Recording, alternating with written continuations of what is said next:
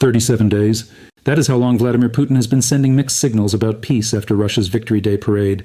Not a declaration, not a ceasefire, just cryptic language designed to confuse everyone listening, including his own government. And here's the thing that matters. He is not confused. He is terrified. On May 10th, 2026, Putin told journalist Mine, "I think that the matter is coming to an end, but it is a serious matter. That is it. That is the entire statement. No victory announcement. No peace treaty. Just those words." And immediately Russian state media went into overdrive trying to decode what their leader actually meant. The Moscow Times ran the headline, "Putin's mysterious signal." Radio stations spent hours asking, is he serious? Is he bluffing? The fact that Russia's own propaganda machine could not interpret their leader's statement reveals something crucial. Putin is not speaking to the West right now. He is managing a domestic crisis that the Victory Day parade was supposed to solve, but did not. Think about that for a moment. You stage a massive military parade to demonstrate strength and unity. You want the Russian people to see that everything is under control, that victory is inevitable, that the war is progressing as planned. And then one day later, your government arrests one of the most visible faces of Russian military technology innovation. That is not the behavior of a regime that believes it is winning. It is the behavior of a regime that is panicking. Yuri Kosarenko was not some minor defense contractor. He was the public face of Russia's drone innovation program, the technological edge that Putin has been claiming Russia maintains over Ukrainian forces. He was arrested on fraud and embezzlement charges. But here's what he was actually doing. According to reporting from multiple Russian sources, Kosarenko's firm was taking Chinese products, relabeling them with Russian company names, and selling them as indigenous Russian military technology. They were not manufacturing drones. They were importing them from China, changing the labels, and presenting them to the Russian Ministry of Defense as homegrown innovation. Let me translate what this means in plain language. Russia's drone program, the one presented to the Russian public as proof of technological superiority, as evidence that Russia can compete with the West, as justification for continuing the war, is partially a fraud. It is Chinese manufacturing with Russian labels. And the man running this operation was arrested not by NATO, not by Ukraine, not by Western intelligence. He was arrested by the Russian government itself, one day after a parade supposed to demonstrate national strength. This is not an inference. This is a confession. The arrest of Kosarenko is the Kremlin's admission that it cannot control the narrative anymore. It cannot hide the fractures. The deal with the oligarchs is broken because the oligarchs are now seeing the actual state of Russian military production. They are seeing that the technological edge Putin promised does not exist. They are seeing that the war is not progressing as stated, and they are beginning to ask questions that Putin cannot answer. 4 years ago, Putin offered Russia's business elite what we might call a Faustian bargain. The deal was simple. Support my war in Ukraine. In exchange, you do not have to think about it. You do not have to participate in political life. You do not have to question the strategy. You stay out of politics and I stay out of your business. This was the foundational compact that held the Russian elite together while the war ground on. But in the past week, that deal broke. And when it broke, it exposed the actual architecture of Russian power. It is not held together by ideology or patriotism. It is held together by a transaction. And transactions can be renegotiated. Now, at the exact moment Putin is trying to manage this domestic crisis in Russia, Ukraine is experiencing its own internal fracture. And this fracture has the potential to undermine Western support for Kyiv at a critical moment. On May 11, 2026, Ukraine's National Bureau of Investigation announced that they had exposed an organized group involved in laundering 460 million hryvnias, approximately $10 million through luxury construction projects near Kyiv. One of the participants was Andriy Yermak, the former chief of staff to President Volodymyr Zelensky. Yermak was not a minor official. He was considered one of the most powerful figures in the Ukrainian government. He had direct access to the president. He shaped policy decisions. He was the interface between Zelensky and the security apparatus. According to Radio Free Europe, the Anti-Corruption Prosecutor's Office requested that Yermak be held in custody or pay bail of 180 million hryvnias, $4.1 million. The investigation centers on Timur Miznik, a co-owner of Kvartal 95, the comedy troupe where Zelensky made his name before entering politics. Miznik allegedly fled the country after being flagged as a suspect. His whereabouts are unknown. Now here is the crucial analytical point. Zelensky himself has not been directly implicated in this investigation. The evidence does not suggest that the president personally participated in the money laundering scheme, but that distinction is almost irrelevant for strategic purposes. Because what this scandal does is provide Russia with exactly the narrative tool it needs at exactly the moment it needs it. Russian state media will now broadcast every single day that Ukraine's government is corrupt, that Zelensky surrounds himself with thieves, that the money the West sends to Ukraine is being stolen by oligarchs and government officials. You can already see this narrative emerging across Russian social media. It is being amplified by coordinated influence operations, and it will be weaponized in Western political discourse. This is not Russian propaganda fabricating a scandal. This is Russian propaganda weaponizing a real scandal that Ukraine's own anti-corruption institutions exposed, and that is far more dangerous than simple disinformation. But the real pressure on Putin is not coming from military setbacks alone. It is coming from economic collapse, and the numbers tell a story that Putin cannot hide much longer. According to multiple sources tracking Russian military expenditure, Russia is now spending between 6 and 8% of its GDP on military operations in Ukraine. This is unsustainable for an economy the size of Russia's. For context, the United States spends approximately 3.5% of its GDP on defense across all operations globally. Russia is now spending nearly double that percentage on a single regional conflict. The Russian state budget is under extraordinary strain. Currency reserves are depleting. The ruble has lost value against hard currencies. Most critically, the Russian business elite is beginning to calculate the actual costs of continued war. Kosarenko's arrest is not just about drone fraud. It is about the fact that Russian oligarchs are now openly breaking the deal with Putin because the deal no longer makes economic sense. If you are a Russian businessman, the calculation is now simple. Continue supporting Putin's war and face potential sanctions, asset freezes, and international isolation. Or break from Putin and face domestic arrest on fabricated charges. There is no winning position. Both paths lead to loss, and that is precisely the moment when elites begin to withdraw their support. Ukraine's corruption scandal, by contrast, is not about economic collapse. It is about the distribution of resources within a system that is still functioning. Ukraine's economy is under strain, but it is not experiencing the kind of structural breakdown that Russia is facing. The difference is critical. Russia's problem is systemic. Ukraine's problem is criminal. One can be fixed by removing individuals. The other requires restructuring the entire state. Now let us talk about Europe, because most Western coverage has given it one sentence, and it deserves far more. On May 8, 2026, German defense giant Rheinmetall announced that it was entering the cruise missile market in partnership with aerospace company Destinus. This announcement came directly after reports that the United States had cancelled plans to deploy long-range missiles in Germany. Let me translate what this means. Europe is preparing to decouple from American military guarantees. It is doing so because it no longer believes that the U.S. will maintain its commitment to European security. This is not a minor technical development. This is a strategic realignment. For 75 years, European security has been guaranteed by American military presence and American nuclear weapons. That guarantee is now being questioned, and Europe is responding by building its own military-industrial capacity. The Estonian defense minister, Hanno Pevkur, stated this directly. Ukraine is the one who's giving security guarantees at this very moment in Europe. In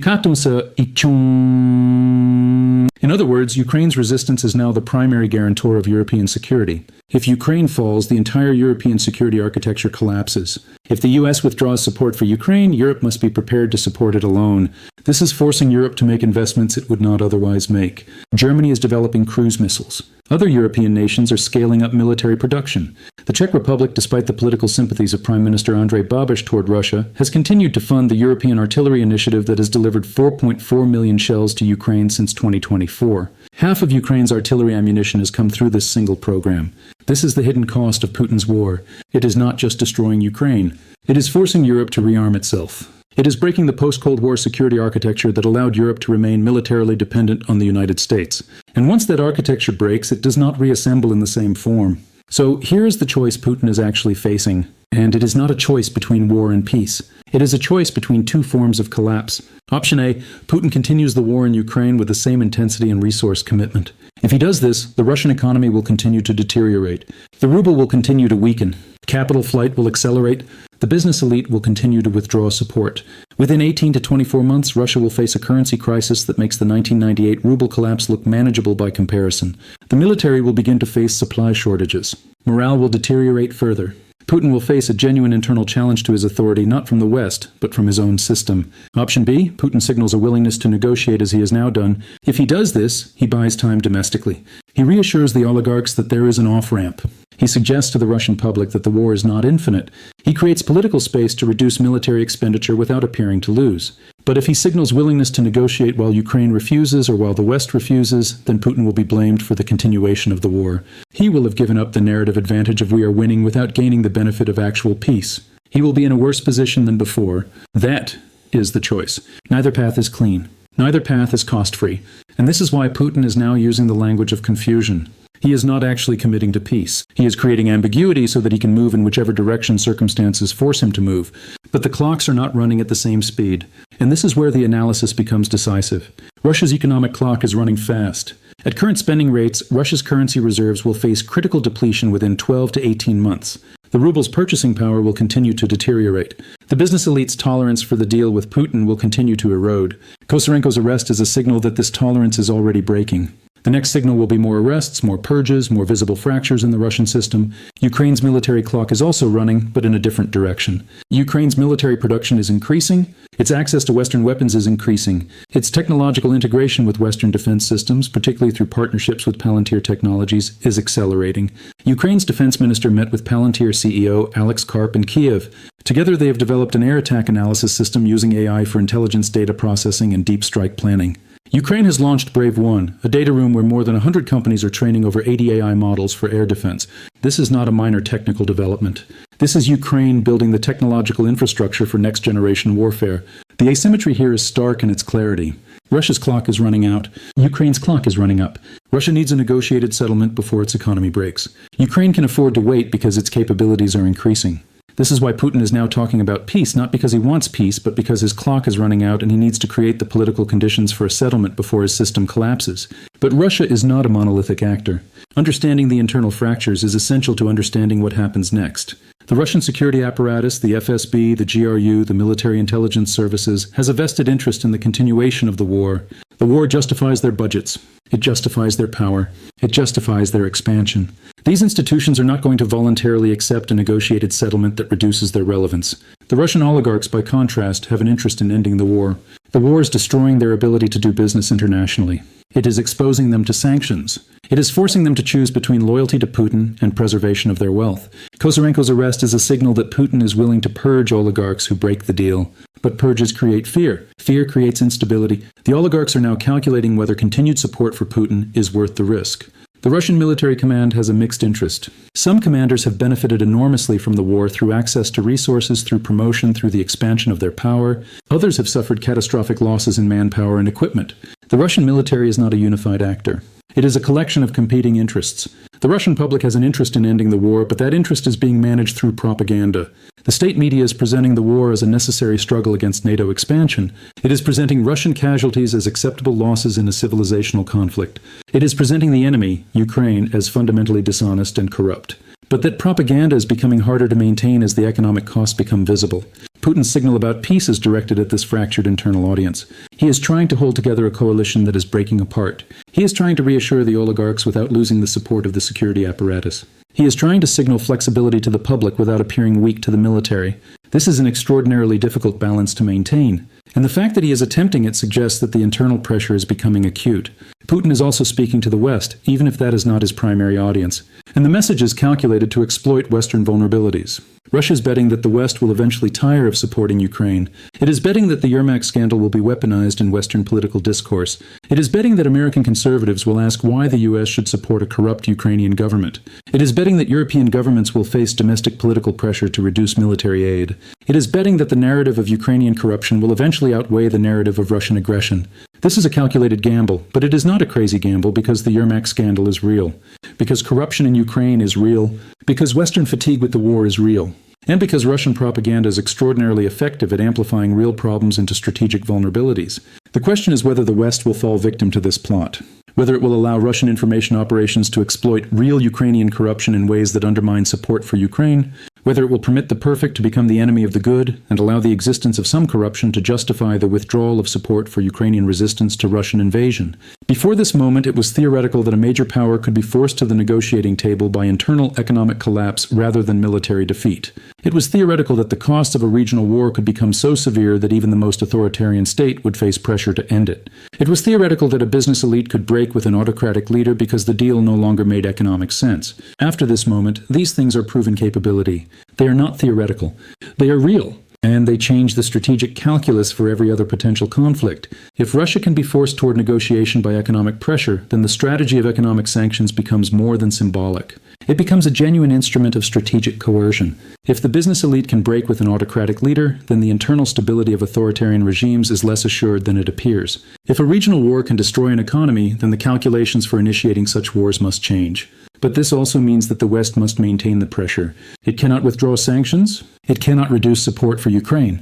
It cannot allow Russian information operations to convince Western publics that Ukrainian corruption justifies ending support for Ukrainian resistance.